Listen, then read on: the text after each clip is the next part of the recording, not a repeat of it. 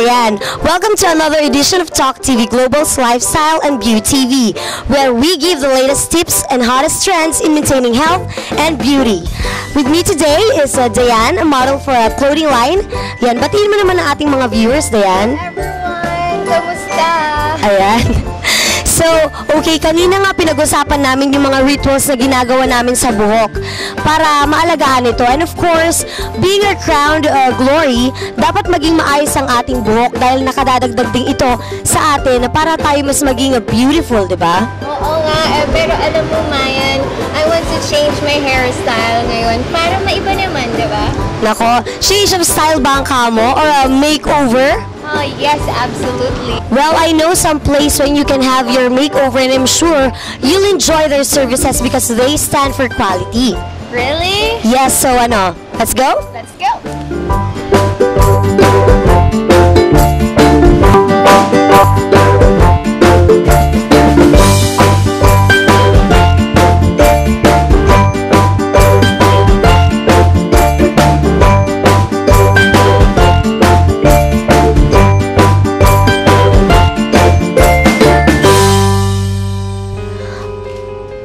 So we're here now at the Vibrante Salon for Diane's makeover.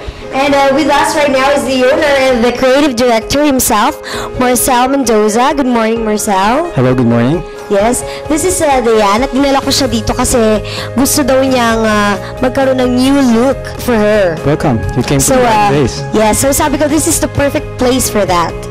Okay. So I'm going to discuss first what we're going to do to Diane. So number one, I can see Diane has really damaged ends. So be prepared that we'll be cutting off at least 3 inches off. Also, very evidently, you do have some faded color. So may I suggest that we refresh that also. But we put a little bit drama on that by putting some ombre highlights. And finally, may I suggest our top-of-the-line treatment, which we call Brazilian roll-up. That would be perfect for you. Wow, that's... So, Diane, are you ready for your makeover? Yes, absolutely. Okay, so come on. Ayan, matutupad na ang kahilingan ng aking friend na si Diane. After discussing the changes that will happen to her hair, isinalang na siya ni Marcel sa harapan ng salamin para sa kanyang haircut.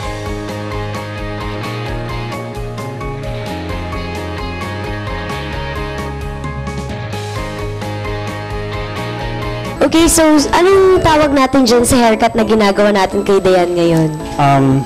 After I'm doing a square layered cut, that would create some layers on the hair. Then later, I'll be putting some graduations on the front just to frame Diane's beautiful jawline and cheekbones. Yeah, yes. Definitely. And ano yung pagkakaiba niya sa typical na layer na ino-offer ng ibang salon? Anyone can do this actually, the basic cut. But I'll be doing some texturizing after the cut, so that's where we put in our signature. Our prices for haircut starts at 100 for our apprentices, ranges from 350 to for my seniors, and if you want a personal haircut by me, that would cost about 650. So can you explain to them bakit 650 yung cost ng haircut? Yeah, a lot of them, I get that question a lot. Boils down to quality of the service. We specialize on quality haircuts here. We didn't just learn that dun sa taas ng mangga. No, we really train for that. Yes. We spend time and our effort on the delivery of our haircuts. Yeah, so not bad naman the price, no? Yeah, you try here, then you tell me. Yeah. So parang ano siya, sulit talaga yung price.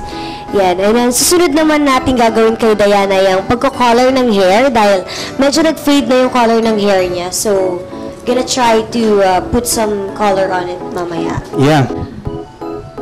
Ayan. So, next naman na gagawin natin ay pagko-color ng hair ni Diane kasi kanina sinabi ni Sir Marcel na medyo nag-fade na yung color ng hair. So, ano bang bagay na color kay Diane?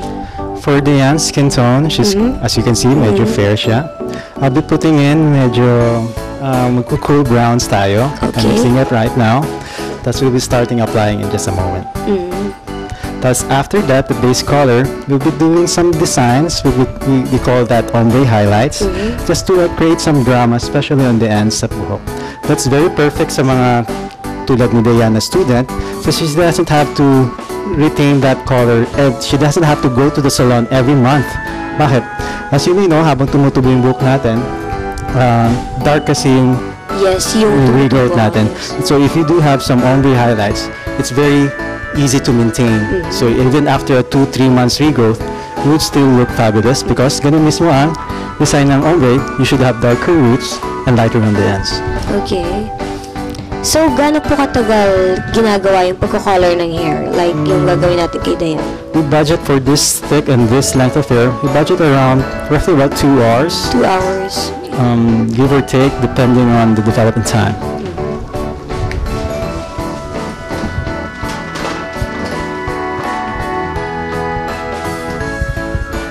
So now, I'll be applying the product already.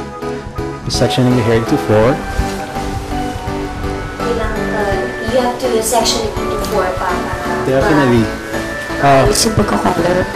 Hair color has a lot of, results ng color would depend on a lot of things. And number 1 is yung application. So, it's sectioned very properly para properly distributed din yung product natin. Okay. So, as we can see, inuuna yung sa may roots, ano? Diane had colored her hair about roughly a few weeks ago, if I'm not mistaken. So, we're just toning out the color. We'll be applying roots to ends right now. Okay.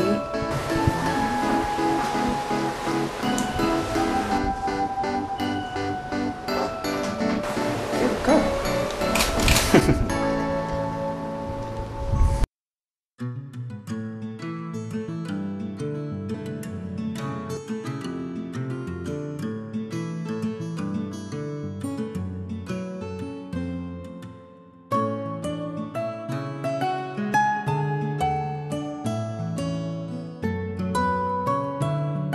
Tapos na sa haircut and color si Marcel, pero hindi pa dyan nagtatapos ang makeover ni Diane because Marcel is going to treat her with a Brazilian blowout. Wow, nakakainggit! Ang Brazilian blowout ay isang hair treatment na isinasagawa upang matanggal ang frizz ng buhok at gawin itong smooth, healthy, and shiny. Uumpisahan ito sa pagsashampoo ng buhok gamit ang isang anti-residue professional shampoo. Patutuyuin ito at lalagyan ng Brazilian blowout professional treatment. Babalutin nito ang bawat hibla ng buhok ng protective protein layers para gawing smooth ang cuticle ng buhok. Pagkatapos ay gagamitan ito ng blower para maging straight at saka babanlawan upang ilagay naman ang Brazilian blowout mask para mapreserba ang mga naunang nilagay. After 1 minute, babanlawan ulit ang buhok, patutuyuin at lalagyan ng Brazilian blowout smoothing serum para magpanatili ang cuticle. Huling banlaw na lang and we're done. In approximately 90 minutes, lalabas ka ng salon na may beautiful, smooth, and healthy radiant hair. Medyo matagal pero worth it naman.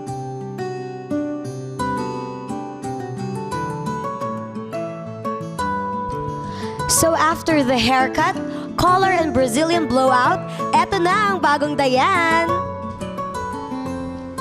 There you have it, Diane. Napakaganda mo. Very beautiful. So what can you say?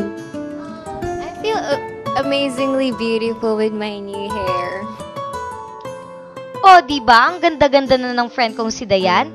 Here at Vibrante, you'll surely get more value of your money.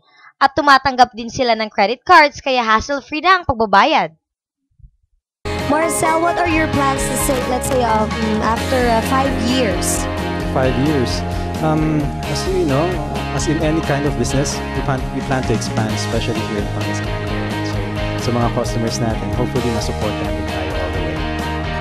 Wow, so we'll be seeing more Vibrante Salon in Pangasinan soon. Anyway, please invite our viewers to come and try out your services. Hope you visit us here at our branches. We have branches at Manasiki. We are located at ground floor, Mendoza Building. Also, we have a second branch here at Tagupan. We are located at second floor, Stargreen Promenade, Lookout District. We do have some promos running right now. We can do some digital perming, any length. We're at 4,000 right now. And if you do have some packages, you could check our Facebook page for that, for upcoming promos. Okay, so thank you so much, Sir Marcel, for having us here at Vibrante Salon and for making over Dayan. Ayan. Very fabulous.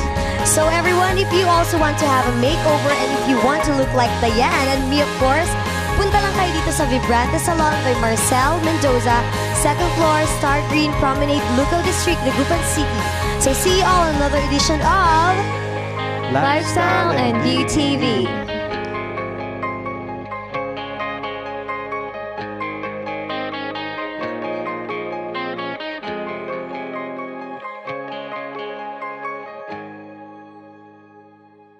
Ready, girls? 5, 6, 7.